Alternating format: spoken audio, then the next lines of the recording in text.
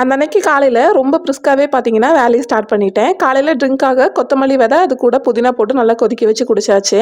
இந்த தோசை மாவு பார்த்தீங்கன்னா கொஞ்சம் புளிச்சிட்டாலே அதில் இருக்கிற ஒரே ரெசிபி என்னன்னு பார்த்தீங்கன்னா இந்த குழிப்பணியாரம் தான். ஏன்னா அது லைட்டாக புளிப்பாக இருந்தால் தான் பணியாரமும் நல்லாயிருக்கும். அதே டைமில் பார்த்தீங்கன்னா நல்ல கிறிஸ்பியாக சூப்பராகவும் வரும். ஸோ மாவு கொஞ்சம் புளிச்சிருச்சு அப்படிங்கிறனால அந்த அன்னைக்கு பணியாரம் பண்ணிடலாம்னு அதுதான் ரெடி பண்ணேன். கூடவே பார்த்தீங்கன்னா அதுக்கு தேங்காய் சட்னி காம்பினேஷன் தான் எங்கள் வீட்டில் இருக்க எல்லாருக்குமே ரொம்ப பிடிக்கும் அப்படிங்கிறனால தேங்காய் சட்னி வந்து ரெடி பண்ணிட்டேன். பணியார மாவில் கேரட் அதுக்கப்புறம் வெங்காயம் எல்லாம் கட் பண்ணி போட்டு சூப்பராக பார்த்தீங்கன்னா பணியாரம் ரெடி பண்ணியாச்சு. இந்த பணியாரம் செஞ்சு கொடுத்த பின்னாடி என் பையன் தோசையை விட்டுட்டான். இப்போ என்னன்னா பணியாரம் வேணும்னு அதுதான் கேட்டுட்டு இருக்கான். அதுக்கப்புறம் பார்த்தீங்கன்னா மாங்காய் வாங்கிட்டு இருந்தது ஒரு சின்ன பீஸ் மட்டும் சாப்பிட்டது போக மீதி இருந்தனால அதில் என்ன பண்ணுறது அப்படின்ட்டு மாங்காய் சாதமாக வந்து ரெடி பண்ணிட்டேன். ஹஸ்பண்டுக்கு லஞ்ச் பாக்ஸுக்கும் டேஸ்ட் நல்லா இருக்கனால அதே கேட்டுட்டனால லஞ்ச் பாக்ஸ் வந்து அந்த மாங்காய் சாதம் கொஞ்சம் பேக் பண்ணிட்டு அதுக்கப்புறம் தயிர் கூட வந்துட்டு ஒயிட் ரைஸ் கொஞ்சம் வச்சு கொடுத்தாச்சு.